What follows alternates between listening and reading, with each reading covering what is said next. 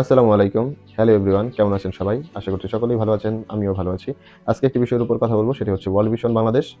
আপনারা হয়তো world vision বাংলাদেশকে অনেকে চিনেন, আবার অনেকে হয়তো চিনেন না। আমি চিনি হচ্ছে ছোটবেলায় আমি জয়দেবপুরে বড় হইছি, সেই সুবাদে। আমি যে স্কুলে পড়াশোনা করতাম সেই স্কুলের নাম গিয়াসউদ্দিন প্রাথমিক বিদ্যালয়। এখন এটি সরকারি হয়ে গিয়াসউদ্দিন সরকারি প্রাথমিক বিদ্যালয় হয়ে গেছে। তো আমাদের সময়ে 1995 সাল থেকে 2000 সালের মধ্যে যাদের জন্ম, 1995 বা 1993, 95, 2000 সাল, তারা হয়তো সেই সময়টা খুব ভালো বুঝতে পারবেন। আর জয়দেবপুরে যারা বসবাস করছেন, থাকছেন, তারা হয়তো জানবেন, যারা বড় হইছেন। বিশেষ করে হাজীবাগ, তারপর ভোরা, হাসপাতাল রোড, চা বাগান, ছায়াবীথি, এই এরিয়াগুলোতে। তো সেই সময়কার সারা দেশের সার্বিক অর্থনৈতিক অবস্থা এবং দারিদ্রতা কেমন ছিল সকলেই জানবেন। তো আমি যেহেতু প্রাইমারি স্কুলে পড়াশোনা করছি, সেই সুবাদে আমাদের বিভিন্ন সরকারি কার্যক্রমই হইতো। আমরা এমন হইতো যে ৩ মাস চলে গেছে, আমরা বই পাইতাম না। পুরাতন বইগুলাই নিয়ে আমরা পড়াশোনা করতাম। তারপরে ১ মাস পরে একটা, তারপরে আরেকটা, তারপরে এইভাবে করে আমরা পুরো ৬ মাস পরে বা ৬ মাস ৮ মাস এরকম হইলে হয়তো আমরা বইগুলো পাইতাম। যাই হোক, সেটা আসলে কথা না, সেটা অন্য বিষয়। আমি ওয়ার্ল্ড ভিশন বাংলাদেশের কথা বলতেছি। তো সেই সময় ওয়ার্ল্ড ভিশন বাংলাদেশের কার্যক্রম হইতো। সেই ওয়ার্ল্ড ভিশনের অফিসটা ছিল হচ্ছে গাজীপুরের হাজীবাগ এলাকার, মানে হাজীবাগের মধ্যেই পড়ছে, একটু দূরে আরকি, হাসপাতাল রোডের কাছাকাছি। তো যেই বিষয়টা করা হইতো যে যারা অর্থনৈতিকভাবে দুর্বল তাদের, মানে সেই বাচ্চাদের বা সেই পরিবারের বাচ্চাদের তালিকা করা হইতো। তো দেখা গেছে যে এই তালিকাতে আমার নাম ছিল না, আসলেই আমার নাম ছিল না। আম্মু অনেক চেষ্টা করছে, আমার আম্মু, যে এই নামটা যেন আসে। আমাদের স্কুলের যিনি প্রধান ছিলেন, মাজেদা ম্যাডাম, উনিও অনেক চেষ্টা করছেন, কিন্তু আসলে হয় নাই।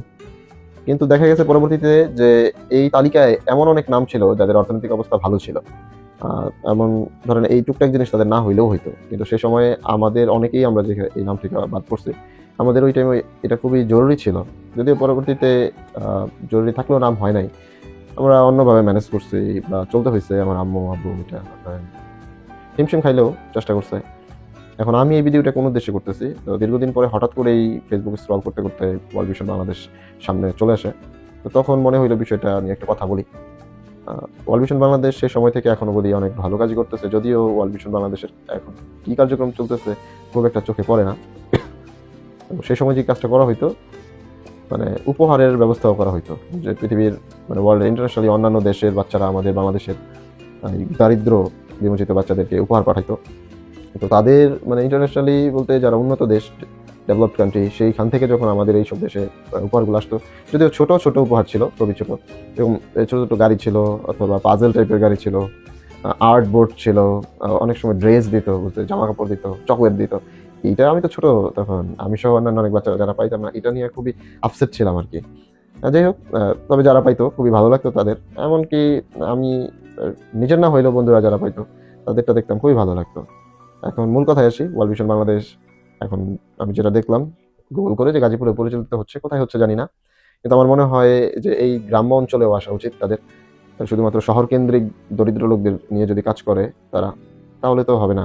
গ্রামেও অনেক দরিদ্র মানুষ থাকেন যারা কিনা লেখাপড়ার খরচটা ওইভাবে চালাতে পারেন না। তাদের এটা খুবই প্রয়োজন আর কি, আমার মনে হয়। তো আমি ওয়ার্ল্ড ভিশন বাংলাদেশের কাছে অনুরোধ করব যে তারা যেন গ্রাম পর্যায়ে চলে আসেন। আমি তো চাইবো আমার গ্রামে যেন চলে আসেন, আমার গ্রাম, বাড়ি বাড়ি। সেটা গাজীপুর জেলার পুবাইল থানার একটা গ্রাম, ছোট্ট গ্রাম, ৪১ নং ওয়ার্ড, গাজীপুর সিটি কর্পোরেশনের। আমি চাই যে এখানেই তারা কার্যক্রমটা করুক। আর আরও চাই যে এই কার্যক্রমটা আমাদের এখানে না হইলেও তারা যেন তালিকাটা সঠিকভাবে করে।